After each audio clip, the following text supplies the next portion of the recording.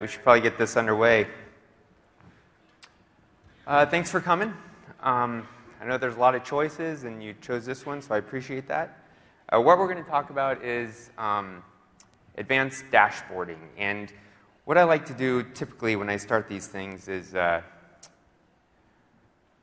through a little bit of lighthearted things in the beginning. So I want a little Vegas trivia for you. Did you know that in Nevada, there are more than 209,000 slot machines normally operating 24 hours a day, 7 days a week? It's a lot of slot machines. It's a lot of lost money, too. The average annual temperature here is 66 degrees. Like in Redmond, that's like an average summer day. It would take 288 years for one person to spend one night in every hotel room in Las Vegas. Frankly, I wouldn't want to spend one night in 2/3 of the rooms in Las Vegas. More than 110,000 marriage licenses are issued here every year, and I bet you that there are 109,000 divorces, give or take 1,000. And then the electric bill for the Lexor beam is $51 an hour, and the beam atop the edifice is made up of 29 individual lamps, each one costing $1,200, lasts about 2,000 hours. That's just a lot of light. It's no wonder they're a beacon of hope. And then Las Vegas means the meadows in Spanish. I threw that one in there because I thought it was interesting. All right, so let's actually get into the meat and potatoes of this thing. So this is the agenda. And what I want to do is basically show you how to create dashboards that are useful. If you've come in here and you think that I'm going to show you like a whole bunch of very beautiful, wow-type dashboards that sparkle and bling, I'm not going to do that. There are other places to find those things. You can go out on the internet and find those. There's lots of sessions here that show you super beautiful dashboards. And I have session recommendations if you want to see that. But what I do want to talk about instead is what's under the hood. So how do you actually build these things so that they work for you and that you can actually build great dashboards for your organization, not necessarily beautiful dashboards. You can let other people go do that stuff, but the hard part is like, where do I start? How do I actually get these great things, into a state where they're consumable by people, not necessarily awesome looking? So that's kind of what I want to do today. So the first thing we're going to talk about is some of the philosophical changes that we made in 2013.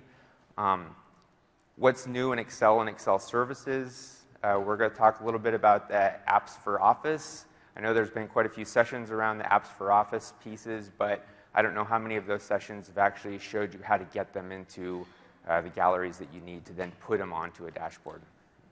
And then, of course, last but not least, is what's new in PerformancePoint. I've talked to a lot of customers at the conference so far, and I've gotten a ton of questions about what's new in PerformancePoint, so I wanted to make sure I included some of that.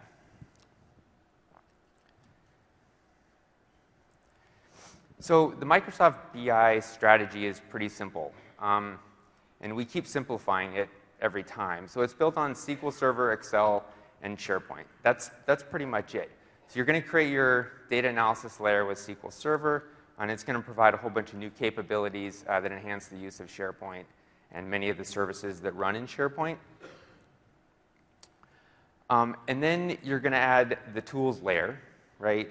Oh, and I wanted to say the big piece about the SQL Server side is, your analysis services are going to be the primary player there for most of the dashboarding, and that's kind of the way it's going to be into the future as well.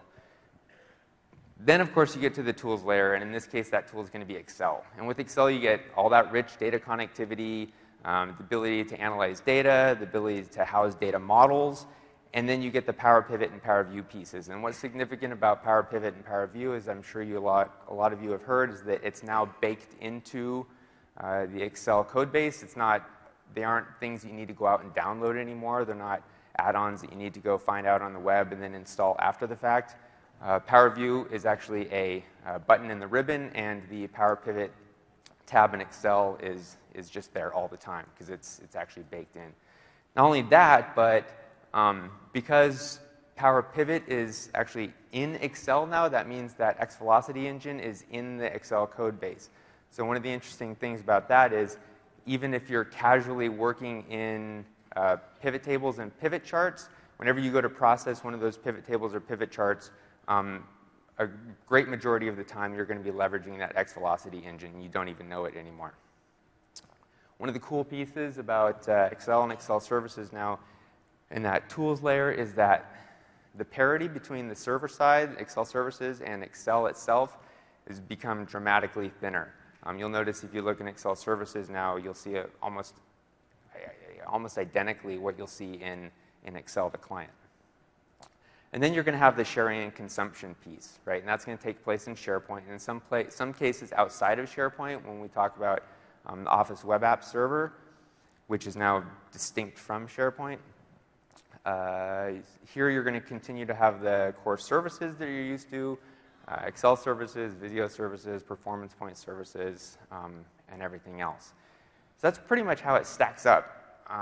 And one of the coolest parts of this, pun intended, model is that in the past, the analysis services, sort of SQL side of Microsoft, and then the Office BI side have kind of done their own thing, which is added to the bifurcation, I guess, of the different kinds of BI that you get with Microsoft. And it's been really cool to see in this last release for the 2013 stuff that, I mean, those two sides of the house have really come together and done some amazing things. They've really joined forces, and I think that that's going to continue into the future, so you'll see this consolidation of Microsoft BI going forward, which is totally awesome. So when you consider the platforms that I just talked about, this is kind of how they play out in the dashboarding space specifically. Well, ultimately, you're going to have Excel and Excel services, and they're going to play super upfront roles in BI, whether it's personal, self-service, or corporate. So take your personal BI.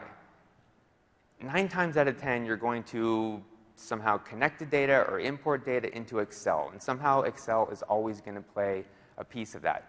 Honestly, in here, who hasn't used Excel just to look at data? That's all you wanted to do. You get a data set. It's a CSV file. It's an Excel file. It's some other file you don't recognize, but you know it contains data.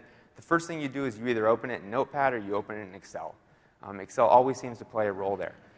Let's say you open that data in Excel. You kind of play around with it a little bit. You maybe add a chart, a grid, whatever. And before you know it, that's sort of your self-service BI piece. You're looking at the data. You may or may not even keep it.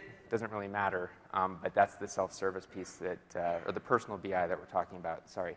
Then you get to the self-service piece. So now you're manifesting it somehow. You're kind of keeping it around. Other people, you've emailed it out. You're sharing it. It's getting legs. It's starting to take on some usability from other people.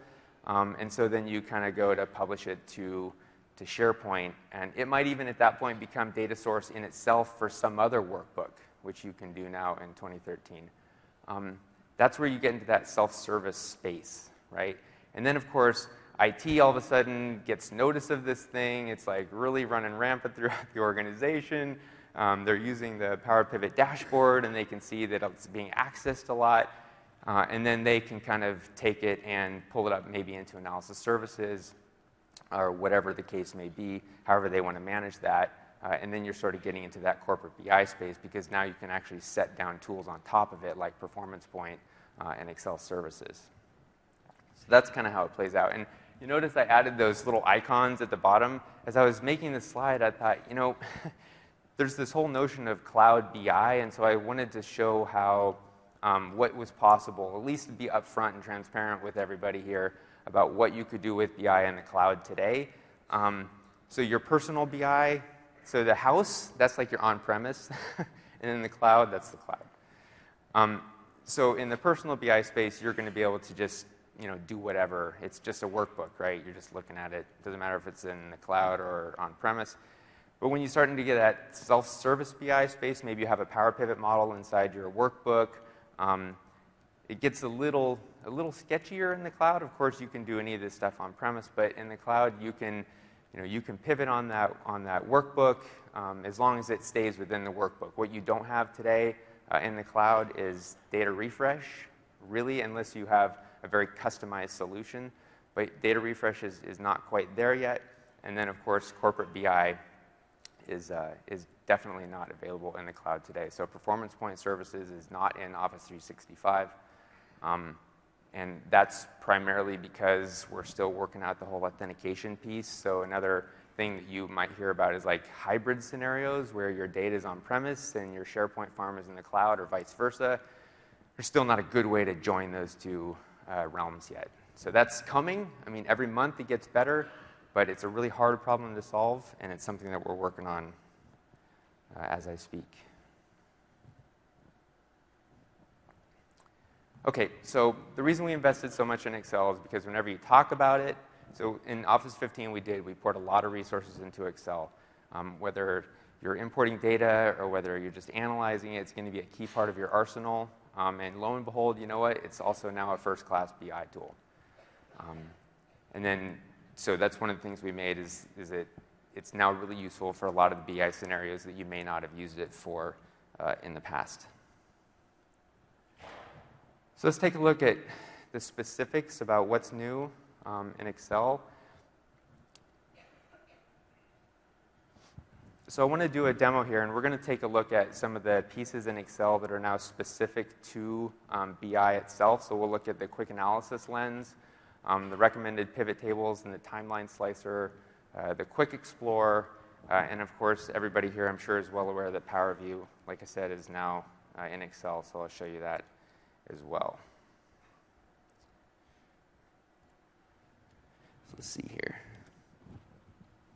All right, so what I have here is just a data set that we created. It's kind of cool. It shows, it takes like every name that we know of, like a personal name, like Kevin, for example, and all the other names of the people in the audience here, and breaks it down by the number of those distinct names by state, by year. It's kind of cool. So this is the data set that we'll work with in this example. So what we're going to do is look at quick analysis first. And so this is what I'm talking about when I say this progression from personal to self-service. Let's say you just have a regular old table here. This is kind of what I was talking about earlier, where you crack open a data set. It's like, oh, look, a table. What am I going to do with that?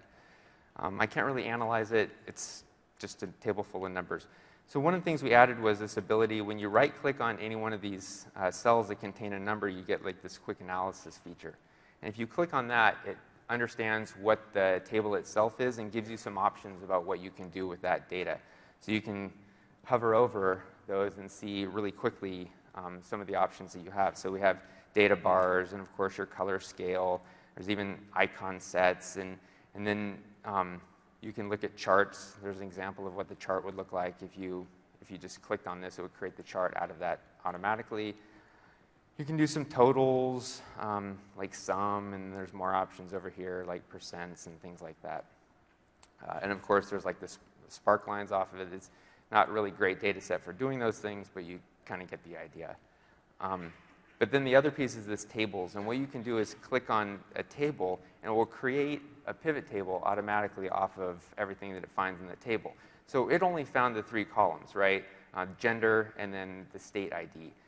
But it also knows that I have a Power Pivot model in the background and says, hey, I see some more tables there. You sure you don't want to explore that as well?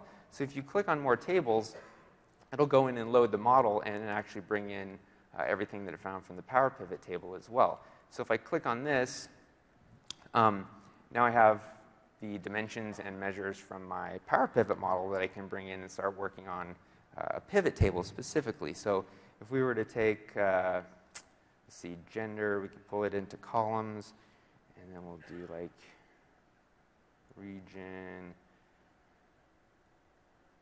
year, state. You can see this starting to take shape.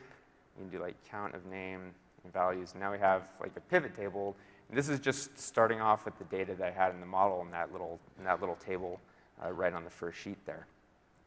And then what you can do is you can go in and you can click on just a cell and go to insert. And now we have this recommended. What you need to do is click on on a cell and recommended charts, and it looks at that and says, oh, okay, these are some of the charts based on that pivot table that might be interesting to you.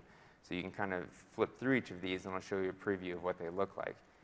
I'll do like a line chart. Now, because I have so much data, this looks a little unwieldy. You pretty much can't read it. So what we've added is some ways to slice this in different ways, and we've added a timeline slicer. This is kind of cool. I don't know if anyone has seen this yet, but it looks at for the date dimension. And now we have a timeline slicer for Excel. And this, you can start to see potential for a dashboard to start taking effect here. So now I have ways to look at it and slice it here. So this is kind of great. So if I click over here, and one of the cool things about this data set is I can throw out like these things to make it a little more useful. I wanted to show you how you can also, this timeline, you can do shift clicks. So let's say I did 1938, and I went up to, say, like 1955 and did a shift. Oops. It's dark up here. I hit Control, sorry. So now you can see the data start to take shape. And the reason I grabbed these dates specifically is because you can see, by these years, look at what happens to the data here. This is where my parents were born, like right in here. Like this is 1945, right? Things are flat. War ends, things take off. Kind of interesting data set. We just had Memorial Day. I thought I'd show that. And then the cool thing is, I can zip over here and I can open Power View, and you'll notice it's right inside Excel. And because I have a Power Pivot data model here, I can use Power View to analyze the data.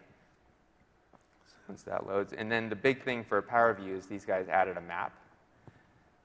So you can actually analyze the data against the map. And so what I did was throw in like my name just to kind of see where it's got really popular. My mom was visiting last week, and so I showed her this. I'm like, look, Mom, you named me like right when my name was probably the most popular thing that there is.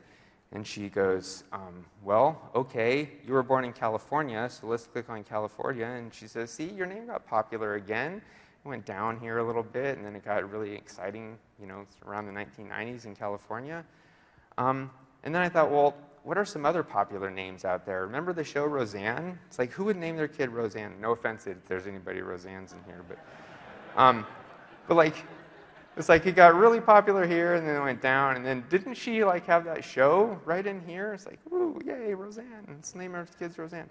And then Vanna, like, right, it's kind of a household name. Are there any Vannas in here? Yeah, I didn't think so, but there sure were in 1986 when Wheel of Fortune was popular, especially in California. So anyways, there's some of the fun things that you can do with Power View.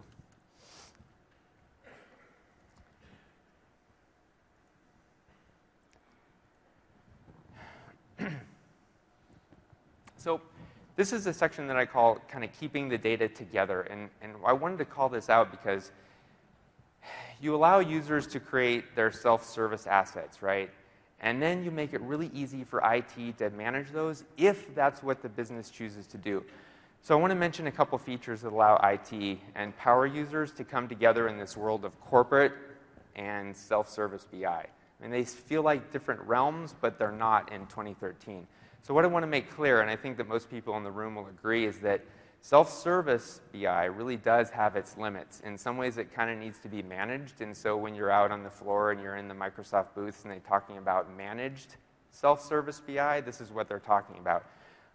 It's the data that you put into your visualizations and your dashboards is really the key to it all. The visualizations themselves don't mean anything if the data behind them is not good or accurate. So this is what you get when you click on the Inquire tab in Excel. And what it does is allows anyone, the spreadsheet manager, the IT guy, whoever, to track a spreadsheet's changes and to know which of those changes would affect the data that drives the organization's key business decisions. So although this feature doesn't really impact BI directly, it's not really a visualization, right? You can't slice it, you can't dice it, you can't drill on it, you can't really do anything, but it's important because it validates your BI data. And one of the reasons why dashboard consumers get skeptical of data that really isn't under IT control is because of that data validity question. So just a side story, before I came to Microsoft, I worked at a company where we built dashboards for the executive branch of the company, and we would go in there and show them these dashboards, and they looked really spectacular, but inevitably the question right away was, where did this data come from, and how do I know that we can trust it, right? And as soon as that question was asked, it just cast all kinds of doubt over the entire meeting, and it sort of just fizzled out from there. So it's really important that if the people who rely on the data know that it's in fact reliable data, that makes all the difference in the world. So this is the other feature that I wanted to mention, and it's pretty cool because Analysis Services has added a feature that joins self-service in the enterprise world also. So when the organization has developed a spreadsheet, the business side has developed a spreadsheet, and they've added the right formulas to it, and all makes sense financially, everything is perfect. And then they want to sort of capture that and hold on to it and give it strength and girth, I guess. One of the new tools now that you get in SQL Server Data Tools, formerly known as BIDS, people have built cubes and BIDS, that's all changed now, it's called SQL Server Data Tools. They have a feature in there where you can point it at a Power Pivot workbook and essentially just suck up that Power Pivot workbook and enterprise ready it. And so it keeps all the integrity of everything that was created in the original workbook, but now brings it into an AS tabular model. So now it has, once you get it in AS, that's great because then you get like all the scale out and the granular refresh and the performance benefits of being on the server and not necessarily in the workbook anymore.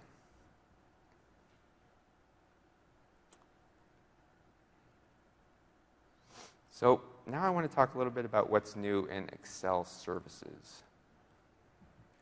So we talked about the Excel client quite a bit, so let's jump over to the server now. And like I said, we're working really hard to create parity between the server and the client. One of the reasons we're doing that is because the server can be updated so much more easily, especially if you're using it from Office 365. So you'll see that gap start to close more and more. One of the things we added, of course, is the field list and field well. So you saw that when I gave the demo of the Excel client. That field list and field well is now available in Excel services as well. And that one feature alone, actually, in my mind, makes this the server side, an awesome analytic and exploration tool. Because now, from within Excel services, I can start adding new dimensions and measures and start analyzing that without having to go into the client, like at all. So it's pretty great. And one of the things that some people I know in here might be thinking is, well, what happens if I what happens if I use a SharePoint web part and put my Excel services web part on my page? Am I going to get this field list and field well pop out in my SharePoint page? The answer is no. What we did was we added a property to the web part that allows you to suppress the field list and field well, so you can still have all the goodness of the Excel services web part without having to look at that in SharePoint. Effective username. This is kind of a big one for me, and I think you'll agree. It's a feature that we added to Excel services, which allows you to connect from Excel services to analysis services as the user without having to set up delegation. So in other words, as long as you don't need to pass a user's identity all the way back to the original data source, you just need to kind of refresh out of analysis services itself, this is a great feature. So if I need to pass my identity from the browser to SharePoint to Excel services to analysis services, I can do that with this feature without having to set up Kerberos. If I need to go back and refresh, pass identity all the way back to SQL Server to get the data back, then you'll still need to use delegation. But for the most part, and by and large, people just really need to go to analysis services to get their data back into the workbook. So now you can do that without having to set up Kerberos in most cases. And if you're really interested in that feature, we can talk about that some more. Automatic target app creation. So this is a feature that we added to Excel services in the admin page. So you can create a secure store service target application without having to actually do that in the secure store. So this is really handy for administrators where you have one person administering the secure store service and you have someone else administering the Excel services service. Now you can create a secure store target application without actually having to go to the secure store to do that. PerformancePoint has had it from the beginning, but Excel services added it for this release. And then the BI server. This is a new piece that we need to account for, or that you need to account for when you're administering workbooks that contain Power Pivot models. So the BI server is essentially the specification of an AS server that will do all of the model processing whenever a user operation calls the model itself. So for an example, if I add a measure or a dimension to my model or to the workbook, to the pivot table or pivot chart, that processing needs to take place through the Power Pivot engine. So the Power Pivot engine in 2013 is now sitting on an analysis services server someplace. And so it will stream that Power Pivot model out to that server, do the processing, and then stream it back to the user. And the reason why it's now like this in 2013 is because the Power Pivot engine in 2010 actually ran inside of SharePoint. It doesn't do that in 2013. So you have to be able to process that model somehow, and the way you do that is we stream it to AS and then bring it back. And then the last piece that I wanted to mention here is we're calling, it stands for named object view, and it's kind of our second iteration of named object view. And it was published, so I don't know if you remember when you published name objects from a workbook in 2010, it looked a certain way, and it kind of had that Excel Chrome around it, and you just could see that one named object view, like just the chart you published or just the pivot table or whatever. That looks a lot different. In 2013, it's almost like a mini lightweight version dashboard in and of itself. And so we're going to take a look at what all these features are. So in this demo, I want to show you that named object view. We'll take a look at the field list and field well there, the effective username piece that I talked about, the automatic target app creation, and of course the BI server. Let's see here.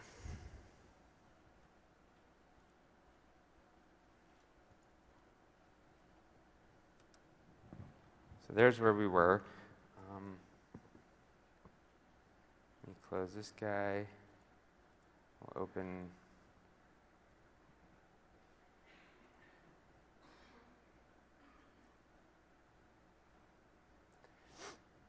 So here we have just a regular workbook. It's got a couple pivot tables in it. This data, instead of the other one with all the names, is actually, so you know how if you go out here in the hallways and stuff, there's the refrigerators full of soda and everything that you can take the drinks? So that's also, it exists like that on the Microsoft campus. You can go out and you can grab soda or whatever. So these are the metrics of that consumption and that usage by building and by year. So I thought this was also another fun data set to look at. You can see that most people actually drink soda more than anything. But I have a couple spreadsheets that show, like, Building 16 is the SharePoint group, and Building 36 is Office, and then Building 35 is Analysis Services. And I was, like, starting to compare, like, coffee consumption between those two buildings just before a major release. And, like, definitely goes up right before. So, yeah, here we go. And I can... this works, I can process it, and that's fine. It's going to go out, it's running the timeline operation, it's going to go out and query the model and then return the results. So there you go. And did you notice the animation there? So this is one of the things we added to the client. If you look at the chart, it kind of animation. So that makes it a little easier to see what you changed if it animates accordingly. So there you go, it's working. But then if I go over to here, and I open the same thing through Excel services, this is that named object view I was talking about. It's a lot different than it was in 2010. So I can actually browse through the named objects by actually clicking on them. and going through. And then if I wanted to, I could hide this. You'll notice also that I have the field list and field well now in named object view as well. So if I wanted to, I could change values by clicking on this, and it will actually go out and query it and bring it back. So that's all pretty cool. The timeline works because I published all that as an object as well. And so now my timeline works perfectly fine. But the key thing that I wanted to show you here is, so you have all these features there, but let me show you the effective username stuff that I was talking about. So if I go back into here, I go under data, I go to my connections, my properties. This is buried way down there, by the way. I'm working on that problem. You can see that I'm running as myself, right? So in that named object view, when I was doing the slicing the timeline and I was switching out stuff in the field list, I was doing that as me, not as an unintended account. And you can see because I have the authenticated user account set. If I was using it as an unintended account, I would choose one of these, right? And it would go over to the secure store in SharePoint and impersonate me, right? But that's not the case. You can see I'm using the authenticated user's account. So if I come back over here onto the server, excuse me while I log in,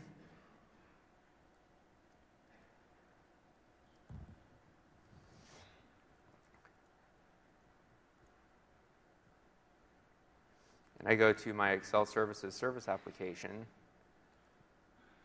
under Global Settings, way down here at the bottom is this. Use the effective username property, and that's the piece that I was talking about. So if I uncheck that, click OK, and then pop back over here and refresh this guy, and now I do something that tries to process the model, it should fail. Yeah, it does, because it's like there's no delegation set up here. I cannot pass your username back to analysis services, so it fails. And so that's what I was talking about with the effective username piece. It allows you to pass it all the way back. And the way it works is, let's set that back, and I'll show you. So the effective username is a property that gets set on the connection string when it makes the query to analysis services. And on that property is the value of my username. So what it does is it logs into analysis services as the process identity of Excel services, and then it passes the value from the effective username property to analysis services, and then analysis services will process the model based on that user that it gets. So, for example, if we go over here and start a profile trace, and go back over here. Oh, I forgot. I reset this. Did I set the username back?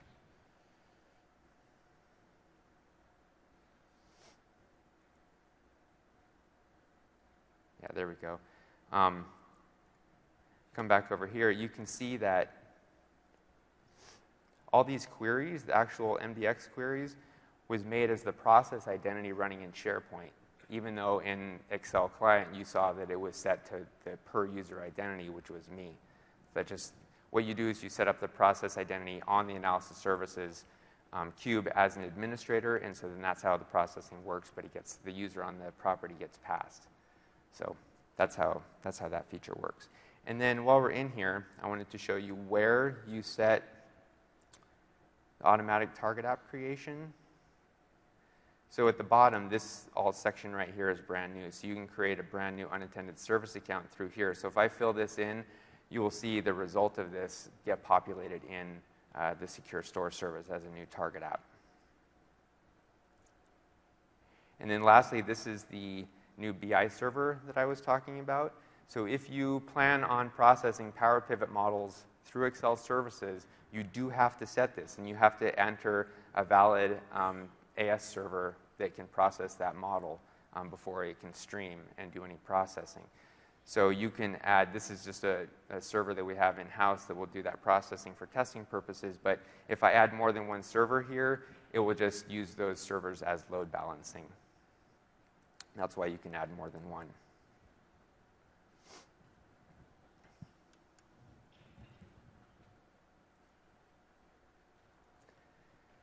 All right, let me clean this up real quick.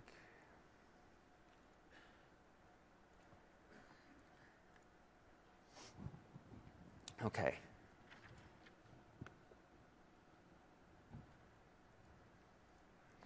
So let's talk a little bit about apps for Office. So what are they? They really, I mean, they do a whole bunch of things, but I'm talking about them in the context of the actual dashboarding. It's something that wasn't possible with versions prior to Office 2013. And they're built on technologies that you pretty much already know and love, like HTML, CSS, and JavaScript. That's the trifecta that everybody's talking about right now. And so you can create them yourselves, or you can buy them from the Office store, or you can take any one of the free versions that are already out there and play around with them.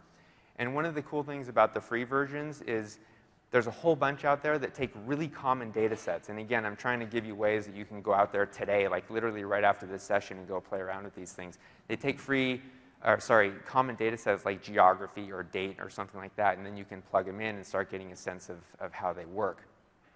You'll have to go in there and take a look at them. But the reason I made this slide like I did is because I wanted to show you the different ways that you could use them. So imagine this slide is a canvas for an Office client. Like in this case, it's Excel.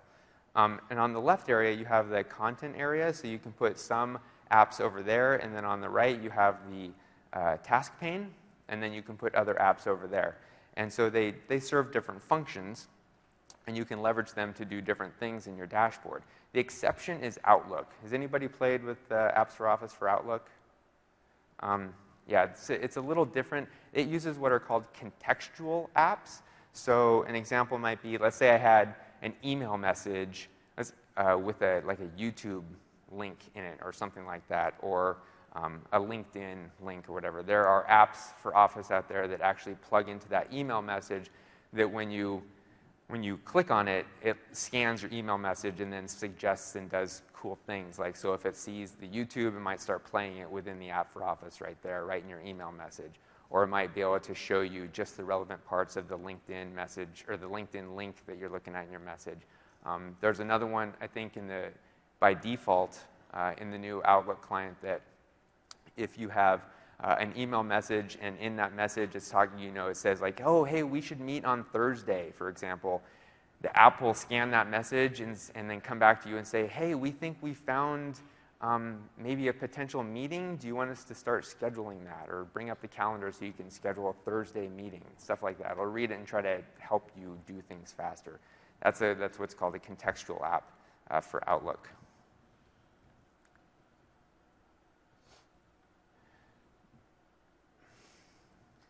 My remote's a little slow.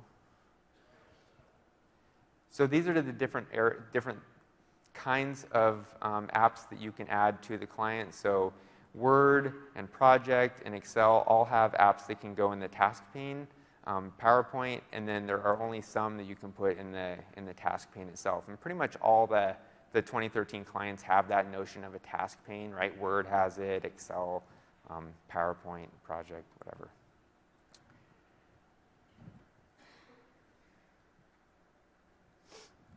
So where do they live?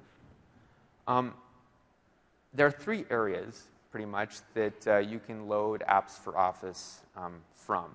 You can load them from file shares, you can load them from the Office Marketplace, or you can set up corporate catalogs. And corporate catalogs exist in SharePoint, and just think of those as like internal corporate marketplaces, but they exist in SharePoint.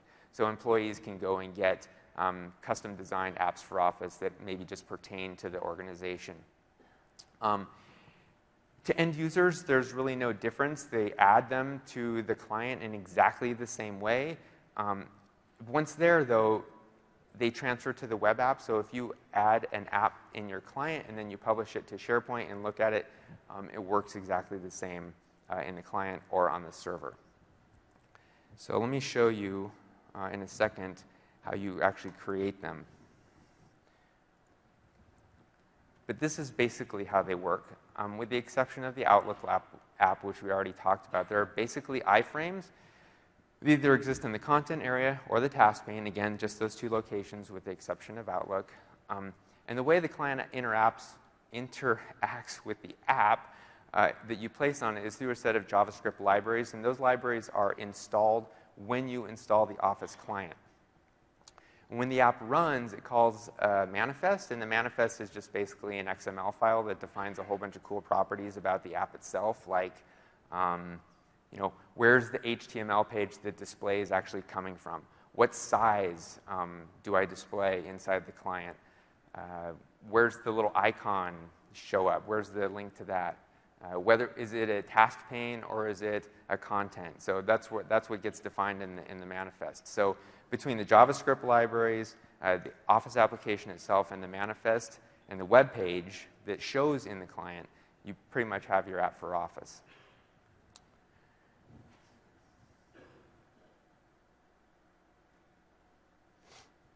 So the reason I wanted to show you this slide is just to show you like the fidelity.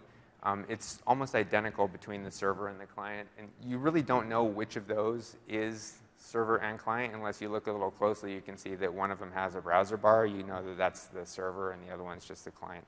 So it's the parity is pretty great. So making an app for Office. So how do you make one of these, and then how do you deploy it? So let's take a look at how to do that.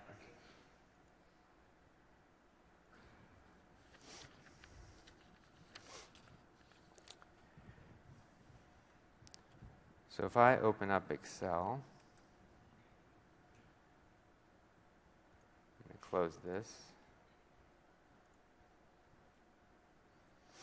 This, by the way, I don't know if you've seen this. This is the election tracker that was part of one of the apps for Office. In fact, I can just show you this real quick.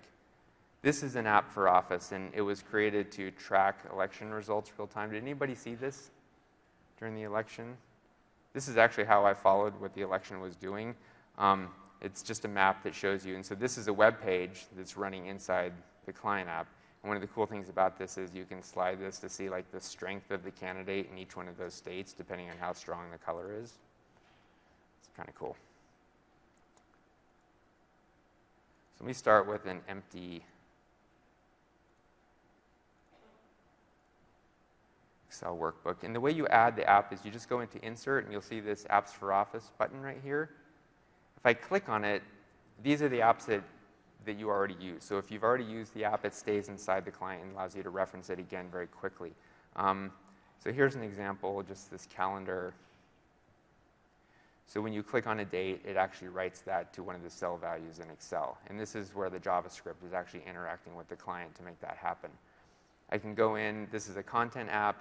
This dictionary one, these are all free, by the way, out there today, loads the task pane app. And so if I went to a cell out here and I typed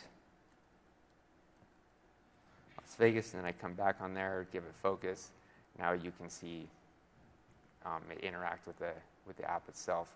And this is sort of the point of the app for Office for Excel is you can interact with the spreadsheet, does something to the app that's on the spreadsheet.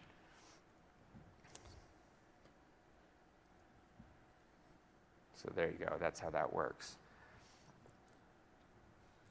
So let's say now you have these here. How do you create one? Well, there's a couple ways that you can create one of these things. You can create it in Visual Studio, or you can create it using the Napa tools in Office 365. Has anybody heard of the Napa tools? A couple people? Okay. So this is how you do that. I have a Office 365 site, so we don't have to load it. When you sign up for a free site or a paid one, you get this Office 365 Development Tools piece. And I've just created a quick Excel client app. You can do this right out of the box. So there's two ways to do this. If I add a new project, you can see that I can create an app for SharePoint, but these are the ones that are pertinent to what I'm talking about. So the task pane for Office, the content app for Excel, the mail app for Office. So this is the contextual one that I was talking about. By the same token, over here in Visual Studio, when you create a new project, you get this Office Apps SharePoint, and you can create either one for Office or one for SharePoint. And when you click on it, the first thing it asks you is, do you want to make it for Excel, Word, Project, all three, whatever. So this is how you create it. And once you do, it will create everything you need to kind of extend that and make it a lot better. So let's see. Now, this is the cool thing about the Napa tools. So if I click this, it just gives me basically a quick and easy shell project. So this is the HTML page that will display in the client. The content up here just gives me a couple of CSS style sheets that I can make it look different. And this is just all out of the box, right? This is really cool. The app icon, this is the app when you go to select it. Remember we selected and you saw that grid of icons? This is the little icon that would appear next to that. You could specify it. And then, of course, these are the scripts itself. So this is just basically a shell script that provides that interface between the app and the client. And then if I go and look at the properties, what I get is a view of the manifest file. So this is just the manifest file manifested in a GUI sense, so I could see, here's the size and everything in the description, the name. And then you can choose where to run this thing. Do you want to try it out in the client, or do you want to try it out in the web app? The way you do that is you just click run, and what it'll do is take this, it will upload it. If you've already run it before, it'll uninstall the previous version. Takes a second. And then it'll go ahead and deploy that and then launch the browser that will actually then go ahead and render it.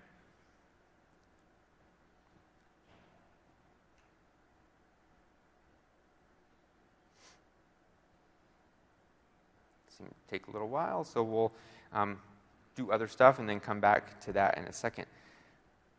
When you go and do that, so once you're done here, you can go ahead and run this, and it will deploy to Visual Studio. And once you're in Visual Studio,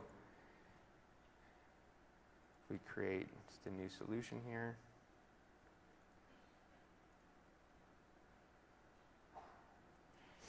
Well, what I was going to show you is you can actually deploy what you saw in the Napa tools. You can actually deploy straight to Visual Studio. So when you click Deploy Projects from the Napa tool web app, this is what you get. It will give you everything you see here. So here's the app manifest that I was talking about.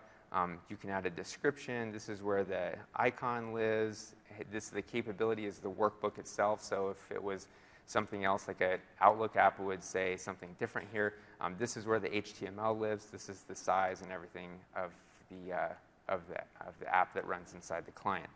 Let's come back over here and see if this guy's done. Oh my gosh. All right, forget it. From here, you can actually test it out, but before you do so, because it uses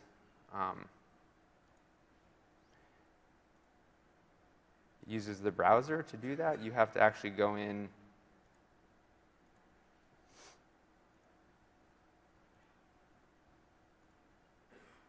and disable script debugging. So then if you come back over here, you can try this out. What I'll do is launch Excel, throw this on the page, and work. So this is what you get out of the box, and it's pretty cool. So if I have something here, click on this, I can get it, and it pulls it back in. So it gives you the basic code just to kind of get started, and then you're free to go from there. It's kind of cool. So now that you've created one of these, like how do you get it inside that catalog in Excel so that your users can actually pull it out and look at it? There's a couple ways to do that. Remember I said you can add it to a file share, or you can add it to a catalog inside of SharePoint. So if I go to close Excel here, file share, I have one out here.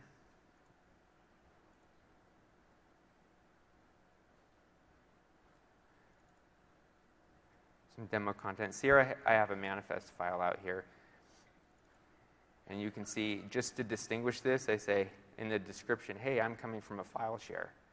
Right? So I would just grab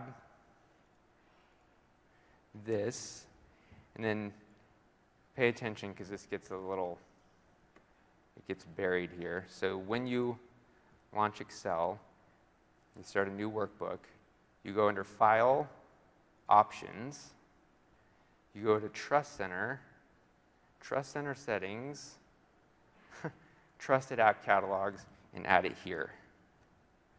Add catalog. It knows it's a network share. Say, yeah, I want to show this in the menu. Click OK. You have to restart Excel. But then when I come over here and insert it, now you'll see I have a shared folder. And if I hover over that, you can see that it picked up the manifest. That's how you get it into a catalog here.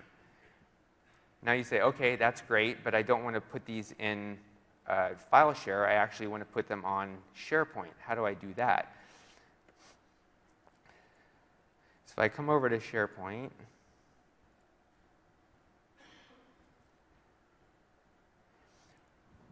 inside SharePoint Central Admin, on the left-hand side of the menu, there's a menu item that says Apps. If you click on that Apps, it creates an app catalog for you. What I did is just create a quick link to that app catalog so we wouldn't have to do it all here. But the app catalog it creates is this, one of the items is Apps for Office. And this is just a site, right? It's nothing more than a list or a document list that I just pull in my manifest to, and it's tailored so it automatically understands the structure of that manifest. So once I do that, I can click on here, and if I edit this manifest, when it opens in Notepad,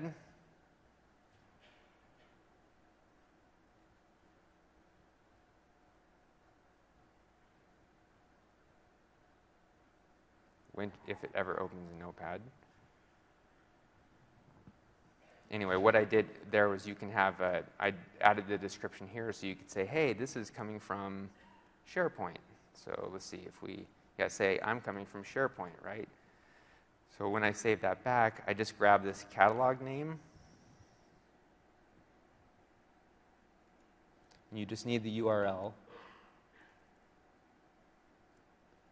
Straight up to there. And then you can come back over to Excel.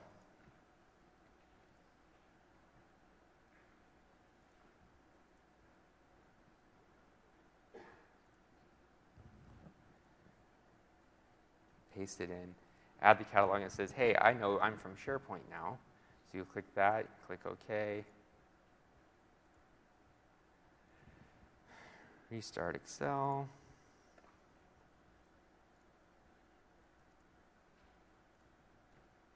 And so now you get my organization. And so if I hover over that, you can see I'm coming from SharePoint. That's how you get it into the catalog so that you can then have your users consume that. Yeah? Yes. Yes. The question is, can you do that with group policy? OK, so that's pretty much how the apps for Office works. And so now you're saying, OK, that's great. But really what I want to do is show me something that actually looks more like a dashboard. So if I go back over to our Vendmax data, so here's an example of a bubble chart, and this is the actual coffee usage by building. Building 36 and Building 34 definitely have more usage than anything else. And this is actually just built internally, kind of fun. Here's a big map that shows the location of the different buildings and then the quantity by building, so you can easily look at that and see, different ways to examine that. It's kind of fun. I think I might have one over here too.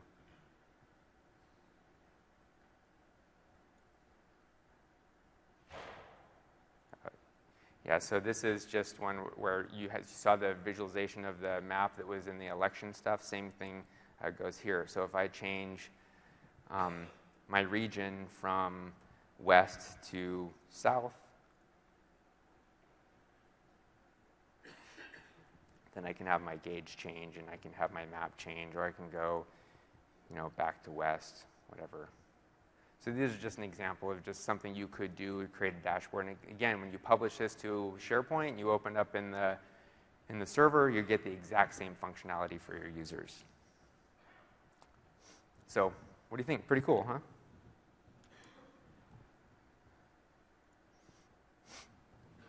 All right.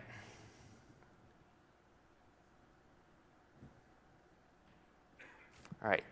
Let's get into PerformancePoint. So this is the pretty cool thing that we've done for PerformancePoint. So themes. We heard a lot of customer feedback about spicing up the look of PerformancePoint. This is where we took that to heart. So when you create a PerformancePoint dashboard and you have your SharePoint site themed, we're going to allow the theme in SharePoint to bleed through into PerformancePoint. So all your dashboards are going to look exactly like the theme. So it'll bleed through your analytic charts and your analytic grids and your scorecards and actually look really nice. The BI Center, this is a site template. Remember the BI Center site template? It was kind of hard to find where to launch the dashboard designer. There was that button that was buried down a couple levels, and we have added, it was actually my design to bring the dashboard designer button up into the SharePoint ribbon. So now that's how you launch dashboard designer. It's a lot easier to find. Filter enhancements. We made several improvements to the way that you use filters. For example, we'll throttle the number of items returned in a filter. So if you have a user that created a dashboard with 100,000 aspects of their dimension, like levels of their dimension, they put it in a filter, and then you go to drop that filter down, it's just, that thing is just going to spin forever, right? So now we take that and we throttle it so you can actually page through the results of the filter. Not only that, but another enhancement we made was if you had checked some level way down in your hierarchy in your filter, and then you went to go try and find what you had checked, there's no way to do that, right? It was just this litany of things inside your filter. We've taken the liberty to now bold each parent level of the hierarchy that contains some checked item underneath it, so it's a lot easier to find and navigate through your filters. Filter search. You can now search inside your filters, so that's kind of nice. If you have a big hierarchy in there and you want to find one little tidbit to filter on, now you can search inside the filter and quickly find what you're looking for. The effective username, the same thing that I demonstrated in Excel and Excel services, is also available in PerformancePoint. So now you can actually use quasi-delegation in PerformancePoint without having to set up Kerberos. Custom target applications. This was like a really big deal. So in PerformancePoint 2010, when you configured the PPS service application page and you configured that target application for the secure store, that was the one that got created in the secure store was the only one that PerformancePoint could use. And not only that, but nothing else could use it either. So now you have this separation of privileges in your dashboard between PerformancePoint, like in Excel and Excel services, for example. Now, the cool thing is you can share target applications. This is we heard this over and over from really big companies that I want to be able to set the same permissions on my dashboard that I do in my Excel services stuff. And so now you can share target applications between Excel services and PerformancePoint. And then the coup de grace to all that is not only can you do it at the service level, but you can also specify that in Dashboard Designer. So if you know of a target application that's also used by Excel services, you can specify that same one in Dashboard Designer. So per data source in Dashboard Designer, now I can have different authentication. So that was a really big one. Server-side migration, this is my personal favorite, and I'll demo it here in a second. But one of the things that kind of kept PerformancePoint from being really robust in terms of the enterprise is the fact that you couldn't really move your dashboards very well from dev to test to prod. The way you did that, or the way I told people to do it in the past, is, hey, just create it in prod, but don't give anybody permissions to it. No one will know it's there. Or you'll move that DDWX file around and import it to where you wanted it to be, and it was just kind of a mess. Now you can legitimately move an entire dashboard from server to server or site collection to site collection. I can even move one KPI from site collection to site collection or server to server, all on the server side. I don't even have to go into Dashboard Designer to do it anymore. I can do it from the SharePoint ribbon And it's completely scriptable. So if you are an IT person and you need to move dashboards to different environments on a schedule, that's totally scriptable now through PowerShell. And then the last piece that I want to talk about real quick is the Dashboard Designer authentication.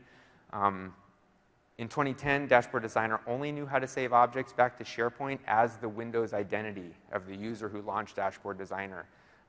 That's not really the case anymore. So if you have your SharePoint farm to set up like forms-based authentication and you launch Dashboard Designer, now it will launch as the person that you logged into as SharePoint under forms-based authentication.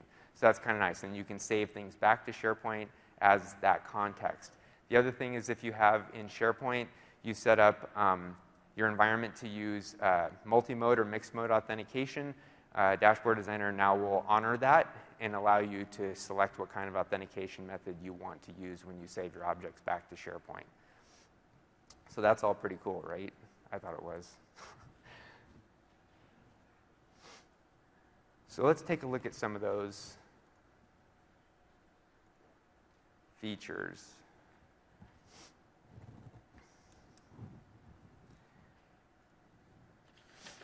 So the first thing I want to show you is the filter search. So if I go back over to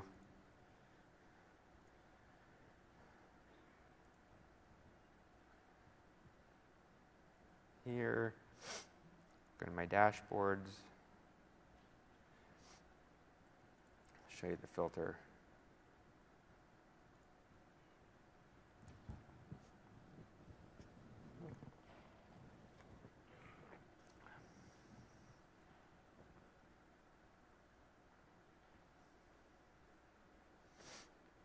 So here's our soda and juice data set. If I click on this, you can see I have a bunch of members here, nothing too crazy, but enough to show the fact that you can filter. So let's say I did Coke, and it automatically auto-completes for me on that. I click search. Now it's going to find a whole bunch of Coke, right, because it's buried several places within each of those buildings. And so now you can say, hey, we're only going to show you the first 100 results. If you want to get all of them, be my guest, but it could take a while. Another thing I might want to do is I just might want to search on building like 16, for example. So then it would bring back everything it found for 16. I could click on it and click OK. And then my dashboard would filter based, or would re-render based on those two things. So building 23, or 123, and building 16.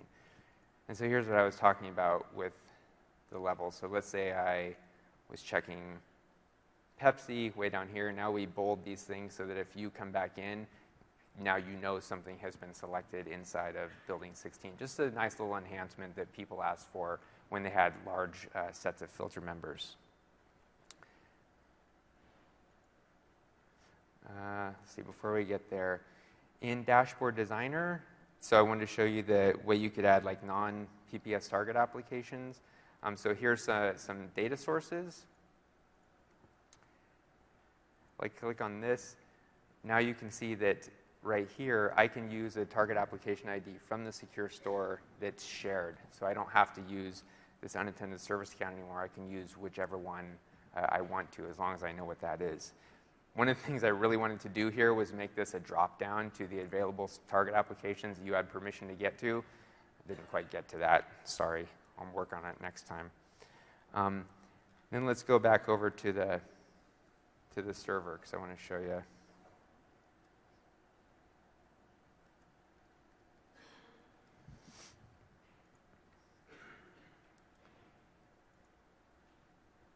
So if I go into PerformancePoint, so here's where I can use a separate target application ID at the service level. So every service call would use that target application ID. And here's the effective username piece that I was talking about before. So right now, I have this guy called Dozer in here. And so if I come back over to here, I look at the data source for this, you see I use a stored account called Dozer. Just to prove my point, if I click on current user, I have just an MDX statement that returns the user actually making the call. can see that it says Dozer. So if I go back over here, I use the effective username, I click OK, and I come back over to this guy and choose per user identity, save this thing back to SharePoint. Now I click on current user. It takes a second to render because it has to go log out and log in and do all that stuff, but it should show as me because I'm the user down here making the call. Oh, by the way, this is another feature we added. We show who the user is that's logged into Dashboard Designer and where they're connected. Just a little more information than we provided in 2010.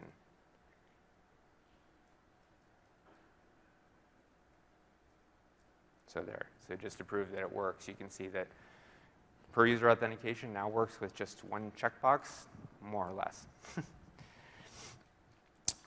The other thing I want to show you is, you know how Excel Services was able to use ODC files to set up saved connection states? Well, now in PerformancePoint, you can actually use BISM files. Is anybody here familiar with BISM files? It's an analysis services concept that acts a little bit like an ODC file. You create it in SharePoint and add them to a document library. So this is sort of the way that we can use ODC files because they refer, the ODC file the BISM file refers to a server someplace else, and so now you can use those as data sources in Dashboard Designer. And that's kind of nice. So if I come back over to SharePoint,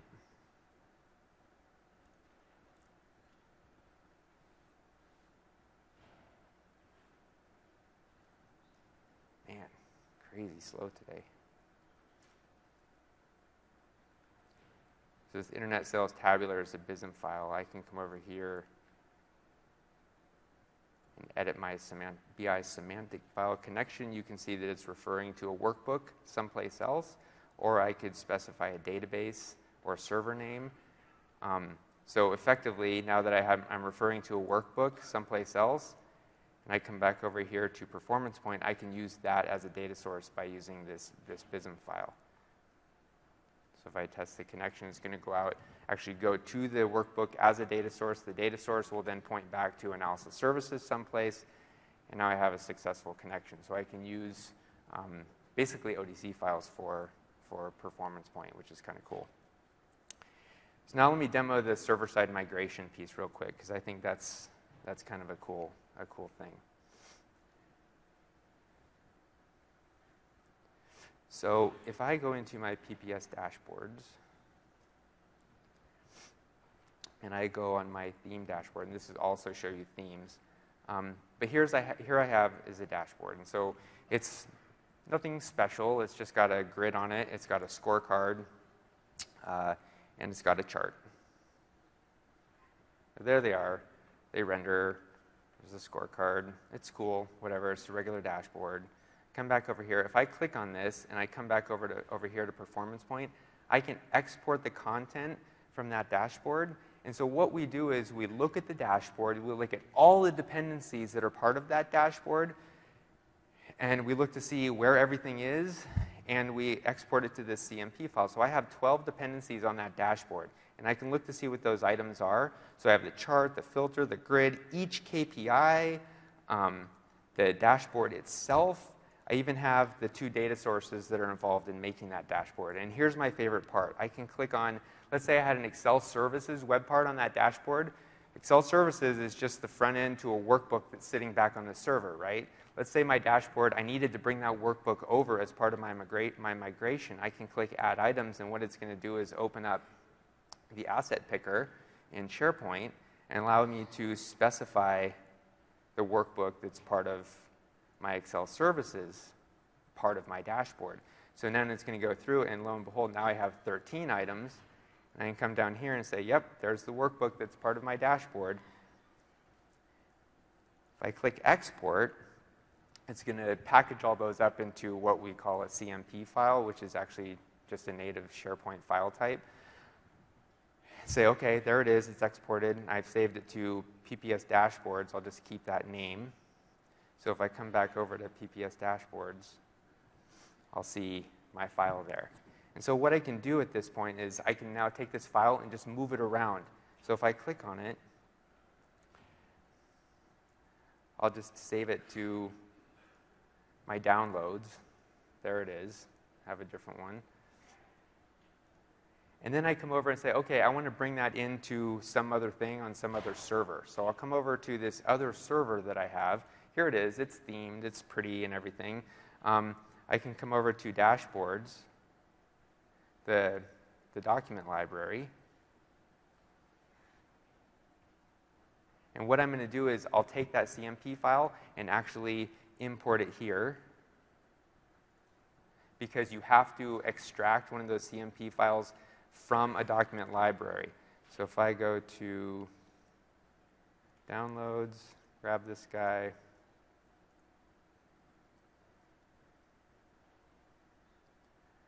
so what it's going to do is it's going to unload that, extract that CMP file.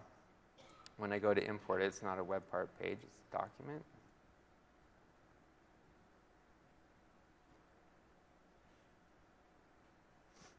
Okay, so there it is. Now what I'll do is come back over to PerformancePoint, and I will import that content. So open SharePoint, it'll open the asset picker again.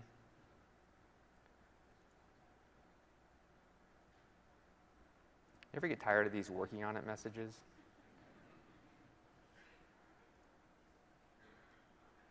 So there it is. And this is just standard SharePoint stuff, right? I'm just importing this thing.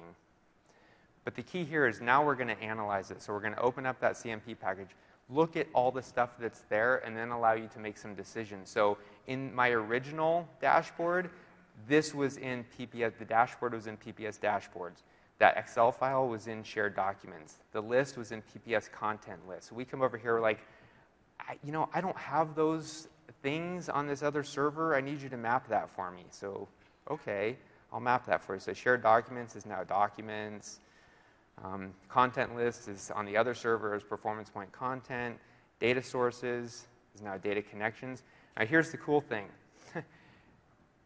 It brought the PPS data connections, right? But what if those data connections in PPS were referring to development analysis services servers? If I bring these data connections over and I launch the dashboard in production, now it's still pointing back to analysis services development data sources. That's not cool. I don't want that. So what we've done is you can map it to a new data source. So you can say, oh, I have these PPS data sources on my target server that already point to production analysis services, so I can remap those as part of the import process. Or you can just leave it the same. It doesn't really matter. The other thing is that I can change the master page destination on the fly. So you can do that as well here. So I want this to use this master page for my production import. And of course, we saw 13 before, and there's 13 again. So now when all this is done, you just go ahead and import it. And this is what we do is we take each of those assets in the dashboard, we crack it open, we look to see, yep, this came from a different location, so we're going to go ahead and rewrite the new location for each of those assets. So when we're in PPS content list, now we might be in PerformancePoint content list or whatever. If the reference has to change, we're going to go ahead and change all those references as part of the import. So that's what this process is doing now. It's opening each one of those, looking at it, remapping it, and then saving it back to SharePoint. By the way, do you like this theme? This is the theme I picked here.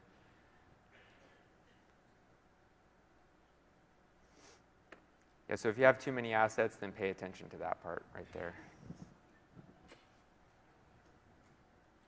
So there are 13 items imported completely.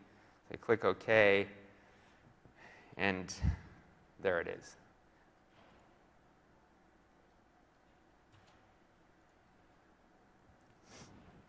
So I'll click on it, and it should open the dashboard.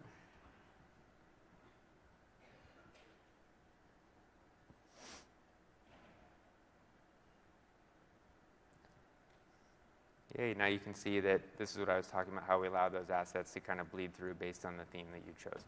So there we moved a PerformancePoint dashboard without ever going into Dashboard Designer, grabbed all the assets that belong to it, the Excel workbooks included, and moved them someplace else. I didn't have to grab the whole dashboard. I could have grabbed one KPI. I could have grabbed just the Excel workbook. The cool thing about this is that you can use it for any of your SharePoint assets. It doesn't have to be for PerformancePoint, but in this case, it was. Yay!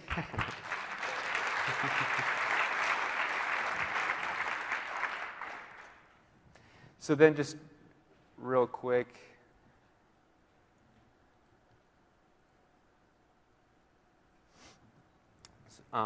we can talk about this after the session if you want, because I know we're out of time, but I just want to show this is the dashboard story that you have in the cloud. I talked about it a little bit earlier.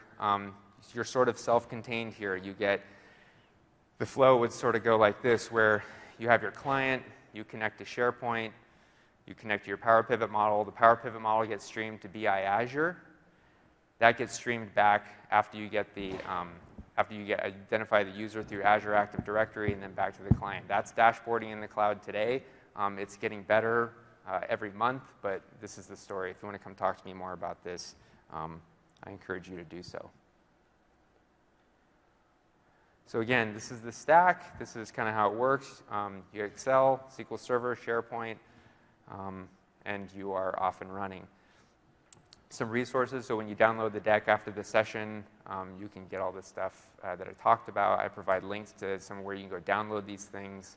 And then these are the past sessions that you might want to hit after today. This is what you saw. This is what already occurred, and this is what's coming up. So tomorrow, well, pretty much all the sessions that are relevant happen tomorrow. So I encourage you to go to those as well. So that's it. Fill out your evaluations. Thank you very much. I appreciate it.